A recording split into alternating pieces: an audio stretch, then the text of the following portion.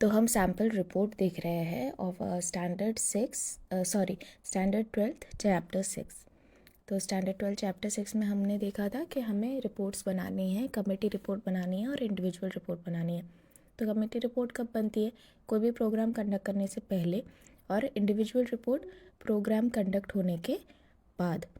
तो हम यहाँ पे जो भी हमने एक्सरसाइज में हमें एग्जांपल्स दिए हैं उसको एक बार देख लेते हैं। तो फर्स्ट है अपना सेलिब्रेशन ऑफ टीचर्स डे। तो ये क्या है कि आपका टीचर्स डे सेलिब्रेट होने के पहले आप एक कमेटी बना रहे हो कि हम किस तरीके से सेलिब्रेट करने वाले हैं। तो इसमें आप फ्यूचर की बातें लिखने वाले हैं। तो आपको जब भी क्वेश्चन पूछा जाएगा, पहले ऊपर आप हेडिंग में उसका हेडिंग देंगे कि रिपोर्ट का हेडिंग देंगे सेलिब्रेशन ऑफ टीचर्स डे। उसके बाद बताइएगा कि आप कौन हो। आप एक कमेटी के मेंबर हो, तो फिर आप लिखिए कि the co curricular activity students committee has propose to conduct teachers day. तो ये रिपोर्ट कौन बना रहा है? को करिकुलर एक्टिविटी स्टूडेंट्स कमेटी। अगर आपको वो नहीं समझ में आ रहा तो आप उसको इस तरीके से भी कर सकते हो कि ऑफिस बैरर्स कमेटी, या फिर इस तरीके से कोई और नाम भी दे सकते हो, बट नाम पहले से सोच के रखो। तो आप बता रहे हो कि हम इस तारीख को 5 सितंबर को टीचर्स डे मनाने वाले हैं, और ये टीचर्स डे मनाने के लिए ये प्रेजेंटेशन दिया जा रहा है। उसके बाद आप अपने कमेटी के मेंबर्स के नाम बता दीजिए जिन्होंने ये प्रेजेंटेशन बनाया है। उसके बाद हम जो हमने मीटिंग किया था उसमें जो भी चीज़ डिस्कस की थी वो हम बताएंगे। तो पहले तो हम बताएंगे कि मीटिंग कौन से दिन हुआ था। तो हमारा first meeting was held on 10th August. The committee members discuss the following. तो क्या क्या डिस्कस किया है? तो आप सोचिए कि आपके जो स्कूल होता है वहाँ पे भी टीचर्स डे तो मनाया जाता है। तो टीचर्स डे में क्या क्या होता है? पहली चीज़ तो teachers day will be on the 5th। उसके बाद क्या होता है? अगर आपके लास्ट टीचर्स डे में क्या हुआ था? पहले स्पीच हुआ था, तो इसमें बस आप लिख दीजिए कि speech will be in the beginning, a speech will be given by principal. उसके बाद इस तरीके से प्रोग्राम होगा, ये स्टैंडर्ड के बच्चे ये प्रोग्राम करेंगे, ये स्टैंडर्ड के बच्चे ये प्रोग्राम करेंगे।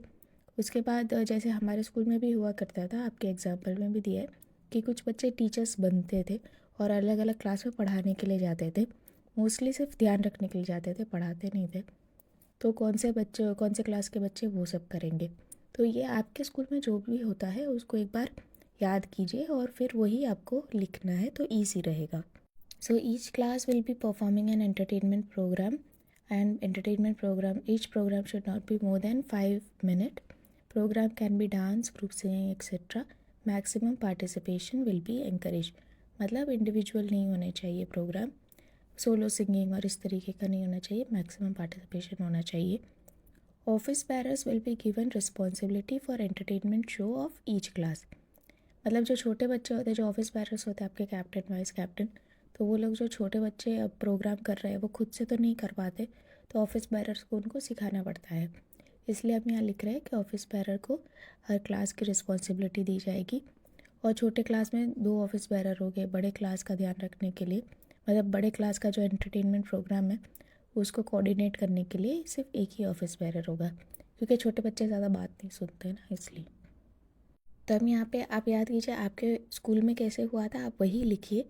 अगर इसमें कुछ एक्स्ट्रा लिखा है तो आप उसको निकाल दीजिए, तो आपको याद रखने में ईजी रहेगा। और अगर कुछ कम लिखा है, आपके स्कूल में कुछ एक्स्ट्रा हुआ था, तो आप उसको ऐड कर सकते हैं। आपको जो याद रखने में ईजी रहे सिर्फ वही आप रखिए। So after assembly, the program will begin with a speech from the vice principal. Duration of the program should not be more than 2 hours, so it should be completed by 10:30 a.m. Students of 11th and 12th will be responsible for snack arrangement and games and competition for teachers after the student entertainment program. तो अभी तक हम student programme की बात कर रहे थे। Student programme के बाद 10 साढ़े 10 बजे के बाद सारे टीचर्स को, सारे जो बच्चे हैं उनको क्लास में भेज दिया जाएगा, और टीचर्स के लिए फिर अलग गेम्स एंड कंपटीशन होके, और वो कौन करेगा? 11th-12th के बच्चे। Students of Standard 10th will be assigned the role of teachers for class 1 to 9th. For primary and middle school, 2 students will be assigned to each class division. For high school, 1 student will be assigned to each class division. Students playing the roles of teachers have to compulsorily teach a subject of chapter of any subject of their choice. कोई भी एक chapter आपको पढ़ाना है, मतलब आप games नहीं खेल सकते हो. Playing games during class is not to be allowed. A gathering and get together will be held for all students playing role of teachers at 12:55. These students would get an opportunity to interact with our teachers and share their experience. और फिर finally ये सब हमने लिख दिया कि भाई हमारा क्या क्या प्रोग्राम होगा. लास्ट के 2 सेंटेंस में आपको लिखना है पहली चीज़ तो कि ये हमने जो मीटिंग की है 10 अगस्त को, ये 10 अगस्त की मीटिंग का जो रिपोर्ट है वो कितने दिन में सबमिट करना है. और नेक्स्ट आपको लिखना है कि सेकेंड मीटिंग कब होगी. सो को करिकुलर कमेटी सेक्रेटरी कौन बनाने वाला है ये रिपोर्ट? को करिकुलर कमेटी सेक्रेटरी बनाने वाले हैं. Secretary will prepare a report on the discussion after 7 days to the principal. 7 दिन में आपको प्रिंसिपल को ये रिपोर्ट देनी है. और नेक्स्ट है second meeting to finalize list of programs done by each class will be held on 20 August. मतलब ये फर्स्ट मीटिंग था, अभी सेकेंड मीटिंग या फिर नेक्स्ट मीटिंग आपको नेक्स्ट कौन सी तारीख को होगा वो भी लिख दिया है. और फिर finally committee wishes support from all members and thanks one and all. तो अपना एक्सपेक्टेशन बता दीजिए कि सपोर्ट चाहिए. एंड फिर on behalf of the committee 2 लोग साइन करेंगे और फिर आप प्लेस और डेट बताएंगे. तो आपको क्या क्या चीज़ें का ध्यान रखना है कमेटी रिपोर्ट में? पहले तो हेडिंग होनी चाहिए कि भाई celebration of Republic day, celebration of independence day, celebration of teachers day, वो हेडिंग होनी चाहिए. उसके बाद फर्स्ट पैरा में आपको बताने कि आपका कमेटी का नाम क्या है. सो को करिकुलर एक्टिविटी स्टूडेंट कमेटी. आप जो आपकी जो कमेटी का नाम आ गया, आपकी कमेटी कौन से चीज़ के लिए मिले हैं? वो to conduct the independence day और to conduct the teachers day. और इसके लिए हमने एक प्रेजेंटेशन बनाया है. उसके बाद आपके कमेटी के सारे मेंबर्स का नाम आएगा. उसके बाद आप लिखोगे कि ये जो मीटिंग है आपकी फर्स्ट मीटिंग है, सेकंड मीटिंग है, कौन सी तारीख को किया जा रहा है और उसमें क्या क्या चीज़ें डिस्कस हुआ. फिर उसमें आप 1 2 3 4 करके लिख लीजिए कि क्या क्या चीज़ें डिस्कस हुआ है. जो लास्ट 2 पॉइंट है उसमें क्या लिखोगे? पहली चीज़ तो कि जो कमेटी के सेक्रेटरी है वो विदिन 7 days ये रिपोर्ट प्रिंसिपल को देंगे. और फाइनली आप ये लिखोगे कि जो हमारी सेकंड मीटिंग है वो इस तारीख को किया जाएगा. और फिर लास्ट में आप ये सारे पॉइंट्स लिखने के बाद लास्ट में लिखेंगे कि committee wishes support from all members and thanks once and all. आप सपोर्ट एक्सपेक्ट कर रहे हो और आप थैंक यू भी बोल रहे हो. And then on behalf of committee 2 लोग अपना साइन करेंगे, सेक्रेटरी और ट्रेजरर. और फिर फाइनली आपका place and date. So again celebration of independence day में हमने सेम फॉर्मेट यूज़ किया है कि हेडिंग लिख दिया. उसके बाद को curricular activity student committee proposes to conduct Independence Day celebrations on 15th August. Accordingly, we have made a presentation. The members of the committee are as follows. उसके बाद फर्स्ट मीटिंग है, it is held on 29th July. The committee members discuss the following. उसके बाद आपके school में जिस तरीके से इंडिपेंडेंस डे होता है वैसे आप लिख दीजिए कि वो इस सबसे पहले तो यही लिख दीजिए कि ये इस तारीख को होगा. उसके बाद क्या होता है, इंडिपेंडेंस डे में यूजुअली मार्च पास्ट होता है. तो जो फिज़िकल एजुकेशन टीचर है वो मार्च पास्ट के लिए कोऑर्डिनेटिंग टीचर रहेंगे. जो ऑफिस बैरर्स और हाई स्कूल के बच्चे हैं वो मार्च पास्ट करेंगे. उसके बाद कोई एक और प्रोग्राम होगा ना, तो सिंगिंग का प्रोग्राम होगा. यहाँ पे जैसे हमने डाला है कैलिस्थेनिक्स का प्रोग्राम है, तो 6th और 7th के बच्चे कैलिस्थेनिक्स करेंगे और उसकी कोऑर्डिनेटर टीचर मिस मधुषा रहेगी. फिर 4th में लिखा है कि हमको एक पेट्रियोटिक सॉन्ग और डांस या फिर ग्रुप सिंगिंग कोई भी एक प्रोग्राम करना है. तो हमको एक जो प्रोग्राम है वो मिडिल स्कूल के सारे बच्चे मिलके एक करेंगे, एक हायर सेकेंडरी के बच्चे करेंगे. तो मैक्सिमम 2 प्रोग्राम होने चाहिए. और फिर जो असेंबली के बाद है वो कोई भी एक बच्चा, कोई भी एक स्टूडेंट स्पीच देगा. और मैंने यहाँ पे लिखा है student selection can be done.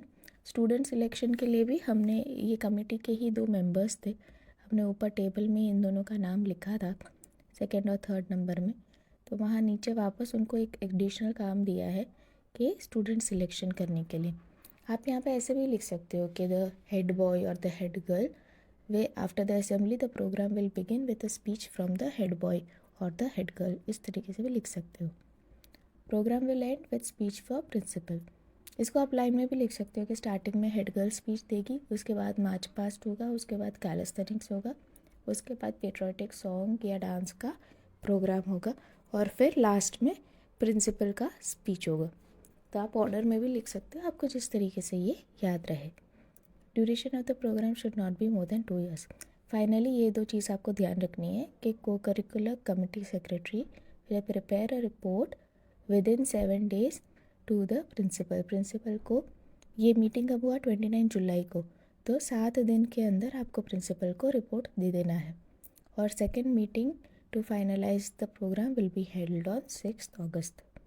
तो 29 जुलाई जो है उसके 7 दिन के अंदर, मतलब कितने दिन मिले आपको? 6 अगस्त के आसपास शायद मिलेंगे ना, 6 या 5 अगस्त के आसपास मिलेंगे। तो यहाँ नीचे देखिए जो प्लेस एंड डेट लिखा है ना साइन के नीचे, तो वहाँ डेट में मैंने 5 अगस्त लिखा है। मतलब उन्होंने जो इंस्ट्रक्शन दिया था कमेटी मीटिंग के टाइम पे कि 7 दिन के अंदर दे दो, तो 7 दिन के अंदर रिपोर्ट बन गई है और सबमिट कर दिया है। सो ऑन बिहाफ, तो आपको ये ध्यान रखना है कि ऊपर जो भी डेट दे रहे हो नीचे वो डेट के साथ मैच होना चाहिए। So on behalf of committee 2 लोग साइन करेंगे और प्लेस और डेट लिखेंगे। नेक्स्ट है celebration of international yoga day. ये मैं वापस पूरा रीड नहीं करने वाली हूँ। जहाँ पे रह सकता है फॉर्मेट सेम रखो, जहाँ पे जो प्रोग्राम का आपको अलग बताना है सिर्फ प्रोग्राम का आप अलग बताइए। तो यहाँ पे ऊपर कमेटी का नाम मैंने सेम रखा है, आपको बस ये चेंज कर दिया कि हम इंटरनेशनल योगा डे सेलिब्रेट करने वाले हैं। उसके बाद कमेटी मेंबर्स के नाम सेम रखे हैं। फिर हमने लिखा है फर्स्ट मीटिंग इस तारीख को हुआ, उसमें ये चीज़ें डिस्कस हुई। फिर हमने सारे प्रोग्राम डिस्कस कर लिए कि हम योगा डे इस तारीख को मनाएंगे। उसकी कोऑर्डिनेटिंग जो टीचर है वो फिज़िकल एजुकेशन की टीचर रहेंगे और वो योगासन का डेमोन्स्ट्रेशन करेंगे। और योगासन के डेमोन्स्ट्रेशन में कौन पार्टिसिपेट करेगा? हाई स्कूल स्टूडेंट्स पार्टिसिपेट करेंगे। उसके बाद 6th और 7th के बच्चों को पोस्टर्स बनाने का काम दिया जाएगा और पोस्टर्स से सारे कॉरिडोर्स डेकोरेट किया जाएगा। उसके कोऑर्डिनेटर टीचर मिस मधुषा, आप कोई भी नाम लिख सकते हो, मिस मधुषा रहेंगे। तो इसमें हम बता रहे हैं सबसे पहले तो क्या होगा, आगे प्रोग्राम असेंबली ख़त्म होने के बाद प्रोग्राम शुरू होगा। तो प्रोग्राम में एक स्पीच होगा जिसमें आप history of yoga, importance of yoga बताएंगे। तो वो स्पीच कोई भी दे सकता है, आपका हेड बॉय हेड गर्ल दे सकता है या फिर कोई स्टूडेंट भी दे सकता है। तो यहाँ पे मैंने लिखा है वो जो स्टूडेंट जो स्पीच देगा उसका सिलेक्शन ये 2 कमेटी मेंबर्स करेंगे before 16 June. Program will end with speech from principal. Duration of program should not be more than 45 minutes. तो ऊपर जैसे टीचर्स डे, इंडिपेंडेंस डे थोड़े बड़े प्रोग्राम थे, उसको 2-2 घंटे का टाइम दिया था। इसमें योगा डे है तो मैंने थोड़ा कम टाइम दिया है, 45 मिनट्स ही दिया है। After programme class teacher of each class will hold a special class informing students about various yogasana and their benefit. Study material will be provided to class teachers by miss Usha Das. मतलब आपके school में जो भी होता है वो आप इसमें लिख सकते हो। एंड फाइनली कि ये जो कमेटी सेक्रेटरी है वो एक report within 7 days, sorry इसमें कम टाइम दिया है कि विद इन 3 days एक कमेटी रिपोर्ट बनाएंगे और प्रिंसिपल को सबमिट करेंगे। और जो हमारी सेकेंड मीटिंग है वो इस तारीख को होगी, 18 जून को। तो ये मीटिंग हमारी कौन सी तारीख को हो रही थी? हमने फर्स्ट लाइन में लिखा है in the first meeting held on 12 जून। तो उसके विद इन 3 दिन मतलब 15 जून। तो नीचे जो ऑन बिहाफ ऑफ कमेटी के बाद 2 सिग्नेचर है, उसके बाद प्लेस एंड डेट है, वहाँ पे देखिए डेट में 15 जून लिखा हुआ है, तो ये मैच होना चाहिए। नेक्स्ट है individual report on a visit to a bank. तो ये इंडिविजुअल रिपोर्ट क्या है? ये विजिट होने के बाद आप सबमिट कर रहे हो, तो आपको इसमें सब कुछ पास्ट टेंस में लिख रहा है। तो पहली चीज़ तो आप कौन हो, जो रिपोर्ट बना रहे हो आप कौन हो, आपको ये काम क्यों दिया गया है। तो आप बता रहे हो कि this report is being prepared as per the internal assignment group project. तो इंटरनल असाइनमेंट के लिए आपको एक ग्रुप प्रोजेक्ट दिया था। आप स्टैंडर्ड 12A के स्टूडेंट हो और आपको इंटरनल असाइनमेंट के लिए ग्रुप प्रोजेक्ट दिया था, इसलिए आप ये रिपोर्ट बना रहे हो। और फिर आपको डिस्क्राइब करना है कि आपका प्रोजेक्ट क्या था। A group was assign the work to understand various activities done by a branch of any bank. तो ये आपका प्रोजेक्ट था। तो ये प्रोजेक्ट को पूरा करने के लिए आपने क्या किया है? We had visited the HDFC bank Motera branch Ahmedabad and interviewed the public relation officer of HDFC bank with permission of bank manager. So पहले अपने आप को इंट्रोड्यूस करो, अपने ग्रुप को इंट्रोड्यूस करो, उसके बाद आप बताइए कि आपको काम क्या दिया था, आपको असाइनमेंट क्या दिया था। उसके बाद आपने असाइनमेंट पूरा करने के लिए आपने क्या किया, आपने HDFC बैंक को विज़िट किया। फिर जैसे ऊपर हमने जो कमेटी रिपोर्ट था उसमें हमने लिखा था सारे कमेटी मेंबर के नाम, पर इसमें इंडिविजुअल रिपोर्ट में ऐसे कमेटी सब मेंबर्स के नाम लिखने की ज़रूरत नहीं है। इसमें सिर्फ आप नंबर ऑफ़ स्टूडेंट्स बता दो कि a group comprising of 6 students, और नाम लिखने की ज़रूरत है। 6 students visited the bank branch on 14 सितंबर। डेट और टाइम सब में लिखना ज़रूरी है, कमेटी रिपोर्ट में भी और इंडिविजुअल रिपोर्ट में भी, कि हम इस तारीख को हमने बैंक विज़िट किया था और वहाँ पे जाके हमने जो पब्लिक रिलेशन ऑफिसर है उनका नाम ये है, उनको इंटरव्यू किया था। और फिर एक जनरल एक्नॉलेजमेंट जैसा रखे कि he was very helpful in answering all our queries and he gave a detailed explanation on the following matter. उसके बाद आपके जो चैप्टर है उसमें आपने जो जो सीखा है उसका आप एक पॉइंट वाइज लिख सकते हो, कि उन्होंने बताया कि भाई account opening, closing, loan application के लिए कौन कौन से फॉर्म होते हैं, उसके बाद चेक क्लियर करने के लिए क्या क्या प्रोसेस होता है, उसके बाद ATM machine, cash deposit machine को सेफ्टी रखने के लिए क्या क्या रूल्स होता है, उसके बाद सेफ डिपॉजिट लॉकर क्या होता है, उसके क्या बेनिफिट है, उसके क्या प्रोसीजर है। फिर मोबाइल बैंकिंग और इंटरनेट बैंकिंग के बारे में बताया, और फिर मोबाइल बैंकिंग और इंटरनेट बैंकिंग में आपको क्या क्या ध्यान रखना है। उन्होंने आपको पासवर्ड के बारे में बताया, स्कैम मैसेजेस के बारे में बताया, फ़िशिंग ईमेल्स भी एक तरीके का स्कैम मैसेजेस ही होता है, तो उसके बारे में बताया कि भाई कस्टमर्स को क्या क्या चीज़ों का ध्यान रखना है। उसके बाद उन्होंने बताया कि लोन्स कौन टाइप से प्रोवाइड करते हैं बैंक, कौन कौन से टाइप के लोन्स प्रोवाइड करती है बैंक, और उसको अप्लाई करने के टाइम पे क्या ध्यान रखना है। और फिर उन्होंने बैंक का भी प्रोसीजर बताया कि जब लोन वो अप्रूव करते हैं किसी भी पर्सन का तो क्या क्या चेक करते हैं। वो क्रेडिट स्कोर चेक करते हैं, वो आपका इनकम देखते हैं और इनकम के बेसिस पे आपका लोन का एलिजिबिलिटी डिसाइड करते हैं। तो वो सब उन्होंने एक्सप्लेन किया। और ये सब आपने बता दिया उसको पॉइंट 1 2 3 में कि आपने वहाँ कहा क्या क्या किया। उसके बाद जो लास्ट पैरा है उसमें आपको बताना है कि भाई ये जो असाइनमेंट है, ये प्रोजेक्ट है, उससे आप क्या सीखे। तो यहाँ पे हम क्या बोल रहे हैं, हम क्या सीखे कि practical knowledge of how various transactions are being done. So the visit to bank give us a practical knowledge of how the various transactions are being done by the bank. और आपको क्या समझ में आया कि भाई सामने वाला बहुत मेहनत कर रहा है। So we also understood the efforts that get taken by the bank employees to ensure that each financial transaction is correctly done. The visit also helped us to understand the role of bank in the economy of the country. तो ऊपर तो आपने बता दिया आपने क्या क्या देखा, और लास्ट में आपको बताना है कि वो देखने के बाद अभी आप क्या सीखे हो, और फाइनली आपको थैंक्स कहना है। तो आप थैंक्स किसको कहेंगे, आपके प्रिंसिपल को कहेंगे जिसने असाइनमेंट दिया है। और आपने जिन लोगों का भी ऊपर नाम लिखा है, आपने ऊपर सबसे फर्स्ट पैरा में लिखा था ना कि आपने बैंक मैनेजर का परमिशन लिया है, तो आप बैंक मैनेजर को भी थैंक्स कहेंगे। और आपको जो मेन ट्रेनिंग जो आपके साथ जो मेन कोऑर्डिनेशन किसने किया है, पब्लिक रिलेशन ऑफिसर ने, तो आप उसको भी थैंक्स कहेंगे। आप ऊपर जिन लोगों का भी नाम लिख रहे हो उन सबको आप थैंक्स कहेंगे। और फाइनली आप लिखोगे कि रिपोर्ट किसने प्रिपेयर किया है, तो रिपोर्ट प्रिपेयर्ड बाय, और फिर आप 2 नाम 3 नाम दे सकते हो। नेक्स्ट है report after school visit to the civil hospital. तो यहाँ पे अगेन पहले अपने आप को इंट्रोड्यूस कीजिए कि आप कौन हो। We are the students of standard 9A 9B and 9C। तो ये बड़ा प्रोजेक्ट है, मतलब सभी बच्चों को लेके जा रहे हैं, ऐसा नहीं कि सिर्फ 6 बच्चे जा रहे हैं इसमें। तो इसमें पहले तो चीज़ हम ये बता रहे हैं कि हम कहाँ गए थे, ये रिपोर्ट किस चीज़ का है। तो we had visited the premises of civil hospital 16 Ahmedabad as part of learning about the working of civil hospital. उसके बाद आप कितने ग्रुप में कितने लोग थे, 4 टीचर एंड 150 स्टूडेंट्स। वो कौन सी तारीख को वहाँ पे गए, 14 सितंबर को सैटरडे, और वो सुबह की 11:30 AM को गए। वहाँ जाके आपने किससे बात किया, आपने श्रीनिवास राव जो कि हॉस्पिटल एडमिनिस्ट्रेटर है उनसे बात किया। तो यहाँ पे आपको एक चीज़ ध्यान रखनी है, ये बनाने के टाइम पे आप जब भी बोलते हो कि मैं कहीं विज़िट किया, मैंने किसी से बात किया, तो उसका डेजिग्नेशन क्या है। जैसे बैंक में हमने लिखा bank manager, public relations manager. अभी यहाँ पे हॉस्पिटल है तो हम लिख रहे हैं, आप डीन लिख सकते हो। डीन मतलब जो उनका मेन हेड होता है, वो है कि आपने डीन के पास से परमिशन लिया। लेकिन यहाँ पे बात किससे किया, आपने हॉस्पिटल एडमिनिस्ट्रेटर के साथ बात किया। अभी नेक्स्ट जब म्यूज़ियम का आएगा तो म्यूज़ियम में क्या डेजिग्नेशन रहेगा, म्यूज़ियम में क्यूरेटर रहेगा, इंफॉर्मेशन ऑफिसर रहेगा, डायरेक्टर रहेगा, वो सब चीज़ आपको बस डेजिग्नेशन ध्यान रखना है कि कौन से हॉस्पिटल में कौन सा डेजिग्नेशन रहेगा। और हॉस्पिटल एडमिनिस्ट्रेटर डीन रहेगा, म्यूज़ियम में कौन सा डेजिग्नेशन रहेगा, क्यूरेटर रहेगा, डायरेक्टर रहेगा, इंफॉर्मेशन ऑफिसर रहेगा। तो उससे आपका आंसर बेटर हो सकता है।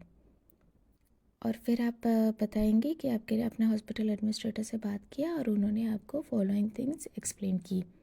तो वो जो थिंग्स एक्सप्लेन किया आप उसमें कुछ भी एडिशन कर सकते हो। आपको ये पॉइंट्स बहुत ज़्यादा लग रहे तो आप उसको डिलीशन भी कर सकते हो। तो ये पॉइंट्स आप जस्ट रीड कर लीजिए क्या क्या है। एक तो history of this hospital, next है कौन कौन से डिपार्टमेंट यहाँ पे काम करते हैं। उसके बाद आप जैसे हॉस्पिटल में जाते हो तो सबसे पहले क्या होता है, आपका एडमिशन होता है, आपकी फ़ाइल प्रोसेस होती है, आपको एक अपॉइंटमेंट दिया जाता है तो वो किस तरीके से होता है। उसके बाद ओपीडी किस तरीके से वर्क करता है, लैब जो होती है पैथोलॉजी लैब में अपना ब्लड टेस्ट और सब करने जाते हो तो वो सब आपने विज़िट किया। उसके बाद आपने जैसे हॉस्पिटल में देखा होगा कि उनके पास एक फ़ाइल होती है, उसमें आपका अगर जो भी इंसान एडमिटेड है उसका बीपी लिखा होगा। रोज़ सुबह शाम को नर्स आके चेक करेगी उसका बीपी और वो फाइल में लिखेगी। तो पेशेंट फाइल किस तरीके से मेंटेन हो जाती है। उसके बाद ये जो पर्टिकुलर हॉस्पिटल है सिविल हॉस्पिटल 16 है, वहाँ पे उन्होंने क्या क्या इनोवेटिव प्रैक्टिस किया है, वहाँ पे कितने लोग काम करते हैं, वो वहाँ पे उनको कितना फ़ंड मिलता है, कितना वो लोग फ़ीस लेते हैं, वो सारी चीज़ें बताई है। उसके बाद 9th में हम लिख रहे हैं कि उनको प्रॉब्लम्स क्या होती है सिविल हॉस्पिटल में।